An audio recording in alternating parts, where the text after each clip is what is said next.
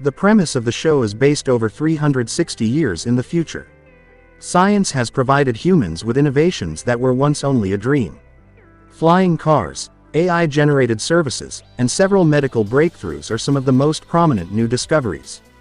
However, on the top of the list is an invention called the stack. It is a chip embedded into the vertebrae at the back of the neck. This device records a person's memories and consciousness. Some people also call it the soul of modern humans, as it contains data about everything that has ever happened in a person's life. Using a stack, the riches have found a way to live like immortals. When their bodies die, all they have to do is transfer the stack to a new body, which they call the sleeve. That way, they can change sleeves again and again and live forever, as long as the stack is intact. The poor are also allowed to have such services, but it is not very convenient for them. Firstly, buying a new sleeve costs a lot of money. Sometimes, the less fortunate have to use any sleeve they get, which means a man's stack can be stuck in a woman's body, a child in an adult's, and so on. This is not a problem for the wealthy because they clone their original bodies to make customized sleeves. So even if they die, they are automatically brought back to life in a new clone. In the new digitalized world, the prison system has also changed. When someone is convinced of a crime, their stack is taken out of their bodies and kept confined. That way, they do not get to live for a said period of time until they complete their sentence. After they serve their time, they are given random sleeves to return to the normal world. One morning in the prison's medical center, the inmates are being re-sleeved and released. A guy in particular struggles to return to life and hits the doctor in frustration. The body belongs to a stranger, but the person wearing the body is a man named Takeshi Kovacs. He has been in prison for 2.5 centuries, which is why he is confused. The doctors calm him down before reporting that he has served his sentence and is about to be released. Takeshi looks at himself in a mirror and sees a stranger staring back. He inquires whose body he is in, but even the doctors do not know. 250 years ago, Takeshi used to be a prominent member of a rebel group called the Envoys. They are painted as maniacs by historians because they wanted to destroy all stacks in the world and bring back mortality. A flashback shows us how Takeshi was arrested years ago. He was with a partner in a hotel room when the police known as the Protectorate barged inside. They had already killed all the envoys in their hideout, hence, Takeshi was the last envoy to be arrested. After catching up with the world, Takeshi goes outside and meets a police lieutenant named Kristen. She has been sent by someone powerful to give him a ride. Takeshi has a lot of questions that she claims will be answered when he meets someone named Bancroft. Bancroft is the most powerful man in the modern world. He is the wealthiest and has connections in about every part of the world. Initially, Takeshi was never supposed to be brought back to society. But for some reason, Bancroft wanted him out. He and Kristen are received by Bancroft's wife Miriam. She asks Kristen to go away and brings Takeshi inside the house. He senses that she is trying to seduce him, which is strange considering her husband is the wealthiest man on earth. Takeshi finally meets Bancroft and inquires why he has been brought back to life. Bancroft gets to the point and reveals that he was killed a month ago. His data was backed up, so he came back to life, but he lost the memory of the last 48 hours before his death. The police have done their investigation and concluded that Bancroft committed the unthinkable. However, he believes their investigation is bullshit. He is 100% sure he would never do something to harm himself, and even if he did, he wouldn't fail. Hence, the only possible explanation for the death is that he was murdered. He needed the most intelligent mind in the world to solve the case for him, which is why Takeshi has been revived. Before being mass murdered, envoys were a powerful group.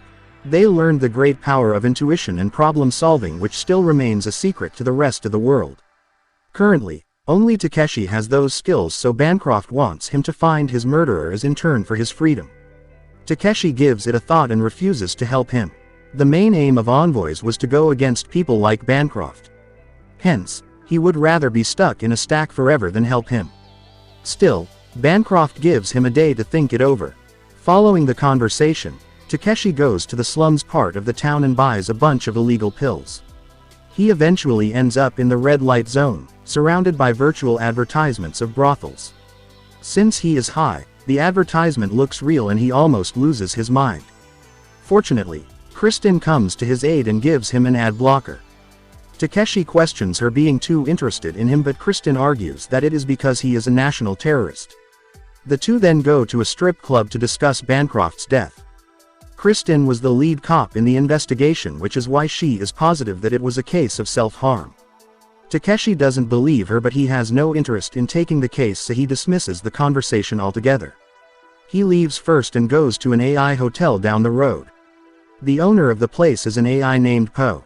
He hasn't had a customer in over 50 years and is excited to finally receive one. Before Takeshi can check in, he is approached by a hitman named Dimmy and his henchmen. Dimmy has been sent by someone to fetch Takeshi. But when Takeshi insults him, he derails from the primary plan and gets aggressive. Poe cleverly tells Takeshi that once he pays, he will be entitled to the hotel's security services. Amidst the fight, the envoy manages to pay and the opponents are killed by the hotel's automated security system.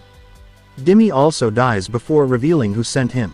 A while later, Kristen and her partner arrive to investigate the shootings. Dimmy's presence in the gang tells them that the person who sent the thugs is someone high profile. But this also means it will be very difficult to track them back. When everything calms down, Takeshi goes into the elevator and gets high once again. Then, he imagines talking to the leader of Envoy's Quell. She was the one true love of his life before she was killed in the mass murder of Envoys. In the following scene, we see a fisherman finding a dead body in the sea. It is of a prostitute named Mary Lou. Back in the hotel, Takeshi is visited by Bancroft's lawyer. She brings him to Psychosec, the place where the clones of wealthy people are kept and dealt with. They are here to watch the surveillance video of the day when the murder took place. It turns out Bancroft was in Osaka for half of the day before he returned to the city. But the only video taken after his return is where Miriam kisses him briefly. As he inspects the video, Bancroft arrives and Takeshi agrees to help him in turn for his freedom. He plans to fulfill the purpose of the envoys after he gains complete freedom. At the police station, Kristen is asked to talk to a bereaved mother about her daughter's dead body. She is the mother of the prostitute, Mary Lou, whose body was found in the sea that morning. Kristen calms the mother down but is interested in the case. Back in the hotel, Poe shows Takeshi all the videos of death threats made upon Bancroft that year. There are more than 4,000 videos with different people on them and anyone could be the killer. But with Takeshi's deduction skills, he drops the options to 20 videos. Out of them, only one man hasn't shown his face. Poe traces the man's address and finds out he is named Elliot. In the following scene, Takeshi goes to meet Elliot, who mistakes him for an enemy. He holds Takeshi at gunpoint, but it is easy for him to overpower the man. After tying him to a chair, Takeshi sits on his station and goes to the virtual place. There, he meets Elliot's daughter Lizzie, who is in a dark alleyway alone and scared. Elliot explains that his wife was arrested for hacking and his daughter Lizzie disappeared right after. One day before her disappearance, she said that she was in a relationship with Bancroft. This made Elliot believe Bancroft is the cause of her disappearance, and which is why he sent the death threat. Elliot managed to find Lizzie's stack, but her body is dead and he cannot afford a new sleeve. Moreover, she has suffered great mental trauma and has shut down from life, still stuck in the alleyway she was thrown at. After finding out everything about Elliot, Takeshi comes to the conclusion that he is not the killer. Following the encounter, he goes to the city's Envoy Museum. He meets a little girl who is extra chatty with him. The girl seems to know something about him, but Takeshi fails to recognize it. Then, he takes a trip to the red light zone again because he has discovered that Lizzie used to be a prostitute. To investigate, Takeshi buys a girl, pretending to be Lizzie's mother in a man's sleeve. The girl doesn't doubt him and reveals that Bancroft was a regular customer. He likes to choke girls until they die, which he has done to many prostitutes. However, all of them think of him as a good man because he buys them an upgraded sleeve after they die. The prostitute promises to talk around and find out more about what happened to Lizzie. When Takeshi steps out of the brothel, he finds Elliot pointing his gun at him. He wants to know why Takeshi is interested in Lizzie, but before getting an answer, they are attacked by robbers. Takeshi kills all of them and ends up in jail by the end of the night. He is eventually bailed out by Bancroft's lawyer. Upon reaching the hotel, Takeshi finds Miriam waiting for him. She seduces him and the two end up making love to each other. What they do not know is that someone is recording them through a secret camera. The following morning, Takeshi dreams of himself and his sister reading stories when they were young. Both of them had a traumatic childhood which he doesn't like to talk about. Later, Poe shows him an invitation from Bancroft to an exclusive party. The attendees of the party include everyone who might want Bancroft dead, so Takeshi has to be there to investigate. At the same time, Kristen is also invited as the head of security for the night. She knows that Bancroft doesn't like her, which makes the invitation suspicious. She is skeptical to go until she discovers that every suspect from Mary Lou's death case will be at the party. This will give her an opportunity to investigate, which she doesn't want to miss. Somewhere else, Takeshi again goes to Elliot and asks him to be his backup for the party. In turn, he promises to provide Lizzie with a virtual treatment for her mental health. Elliot doesn't dwell before accepting the offer for his daughter. Then, they go to the hotel and meet Poe. He will be Lizzie's companion for the time she will be treated in the virtual world. He creates a nice space for her and brings her away from the dirty alleyway she was in. The price is expensive, but Takeshi has a tab given to him by the wealthiest man on the planet. For the first time in years, Lizzie speaks and talks to Poe. Elliot is relieved that she is finally making progress. In the next scene, Takeshi arrives at the party and is received by Miriam. The highlight of the party is sleeve combat about to take place later. A married couple will fight each other to death, and the one who wins will win an upgraded sleeve for their partner. It is a win-win situation, although they have to suffer until they die at the hands of each other. Takeshi and Kristen share a brief conversation before they get to looking for murders for the respective cases they are working on. Kristen notices a man looking at her from the side of the room. He seems suspicious, so she tells her colleague to check his profile. However, the camera embedded in her eye doesn't seem to record the guy. Elliot, on the other hand, is disguised as a waiter. He goes to the surveillance room to steal CCTV footage from the day his daughter disappeared. In the middle of the party, Takeshi notices Miriam entering a hidden room behind the bookshelves. He follows her and catches her having sex with the head of security. But it turns out the woman isn't Miriam but one of her daughters in her mother's sleeve. Takeshi interrogates her about her father's death because she might have dressed up as her mother and killed him that night. The woman, however, argues that she will be left penniless as per Bancroft's will if he dies. Hence, 21 of his children could be crossed out from the list of suspects. A while later, the sleeve combat takes place. In the middle of it, Bancroft orders the male fighter to fight and defeat Takeshi for a more advanced upgrade. Takeshi is forced into the battlefield and he has to fight even though he doesn't want to kill the couple. In the end, Takeshi kills the male opponent at his wife's request so they get a better upgrade and come back to life. After the party, Takeshi goes to the brothel yet again to meet the girl from yesterday. But she betrays him by drugging him. When he opens his eyes, he is being pushed into a hospital-like facility.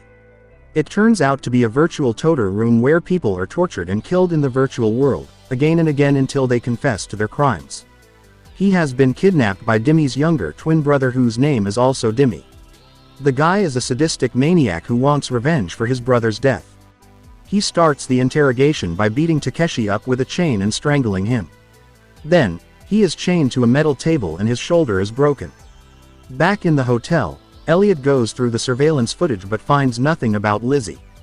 All he knows is that she was tortured to the point of insanity. He wants to meet her but Poe doesn't allow him since it might mess with her treatment. Back in the torture chamber, Dimmy addresses Takeshi as Riker and asks him who he is working for. Eventually, Takeshi registers that Riker is the name of the sleeve he is wearing. But since he knows nothing about the guy, it makes Dimmy angrier.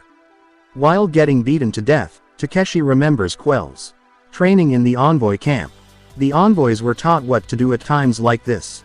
The main trick is to use hallucination, displacement, and retreat as moves in a game. First by showing the perpetrator that you are strong, then by breaking the shell, and lastly by striking back. However, it is much easier said than done because Takeshi hardly gets a chance to think amidst the torture. Meanwhile, at the police station, Kristen is inspecting the video from Bancroft's party. She clearly remembers seeing the strange man staring at her but none of the cameras have caught him. He has somehow found a way to trick all surveillance cameras, which could be huge trouble later on. Kristen calls the guy a ghostwalker and continues looking more into the disappearing technique. Somewhere else, Dimmy plucks all of Takeshi's fingernails, then shoots him in the head. After suffering a horrible death, he comes back to life to be tortured again. Similarly, Takeshi is burned, his limbs are torn, and his eyes are gouged out, but Demi doesn't get the answer he is looking for. In Takeshi's head, he remembers the time he suffered the same pain in training. Quelle's words act as motivation for him as he continuously plays her in his mind. When all the usual techniques do not work, Demi buys the special toter package and brings out a box of carnivore reptiles. Then, he makes a hole in Takeshi's stomach and lets the reptile into his body. It is the worst pain the envoy has ever felt, one that no amount of training could prepare him for. He starts talking to himself, repeating the words, hallucination, displacement, and retreat. Suddenly, he reaches a higher level of consciousness and is able to free his hands. To take control, he rips his own heart out and ends up being disconnected from the VR world. The plan works and he comes back to reality. But he is still in the toter facility surrounded by workers who are being paid to break him. To get out of the situation, he pretends to be a protectorate officer who has been transferred to Riker's body. The workers panic and free him from the wires, asking for forgiveness. Demi tries to stop them, but they care about their jobs more than their clients. However, they regret their decision as soon as Takeshi is let out because he shoots and kills everyone in the room. Then, he walks out with Demi's head in his hands and meets Elliot outside. A while later, Kristen finds out what happened and barges into Takeshi's room to ask him what is going on. Takeshi, in turn, asks her what her relationship with Riker is. At first, she denies knowing anyone named Riker, but it turns out he is her boyfriend. He was a framed cop whose stack was taken out as punishment. In turn, his body was given to Takeshi, which is why she has been following him.